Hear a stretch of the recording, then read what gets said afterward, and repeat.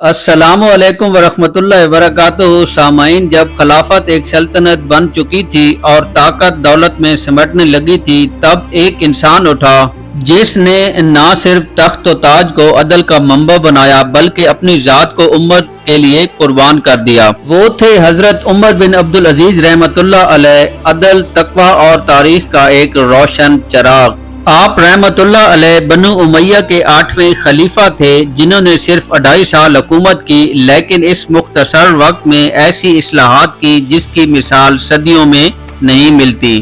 آپ رحمت اللہ علیہ نے عدل کے فیصلے کیے، اپنی آمدنی کم کر دی، اپنی بقیہ رقم بیت المال میں جمع کرا دی، حکومتی زمینیں عوام کو واپس کر دی، احادیث کی تدوین کا آغاز ہوا، غیر مسلم رعایا کو مساوی حقوق دیے گئے، غریبوں کی کفالت کی، شاہی لباس اور رہائش ترک کر دی، گھر میں سادہ کھانا کھاتے اور فرش پر سونا معمول بن گیا تھا، زکوٰۃ کے نظام کو درست کیا۔ آپ کے دور میں جب اناج غریبوں میں تقسیم ہو کر بچا اور کوئی لینے والا نہیں تھا تو آپ نے کہا ان دانوں کو پہاڑوں پر بکھیر دیں تاکہ کوئی پرندہ بھی اسلامی سلطنت میں بھوکا نہ رہے۔ کہا جاتا ہے کہ جب حضرت عمر بن عبدالعزیز رحمۃ اللہ علیہ کا انتقال ہوا تو بیت المال میں اتنی خوشحالی تھی کہ زکوٰۃ لینے والا کوئی نہیں تھا۔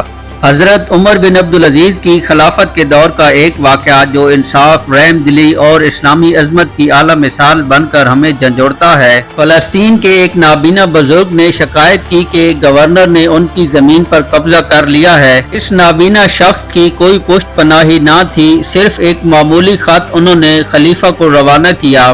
حضرت عمر بن عبدالعزیز نے شکایت موصول ہوتے ہی گورنر سے وضاحت طلب کی۔ گورنر کی بات سننے کے بعد بھی نابینا بزرگ کا حق کو ترجیح دی، گورنر کو برطرف کر دیا اور بزرگ کی زمین فوراً واپس دلوا دی۔ نابینا بزرگ سے معذرت بھی کی اور بیت المال سے معاوضہ دینے کا حکم بھی کیا۔ خلیفہ وقت کو انصاف کرنے کے لیے نہ کوئی پروٹوکول روک سکا، نہ کوئی تعلق یا عہدہ، عدل صرف قانون کی بنیاد پر ہوا۔ اسلام میں طاقت کے خلاف کمزور کا حق قائم ہونا عدل فاروقی کی یاد دلاتا ہے۔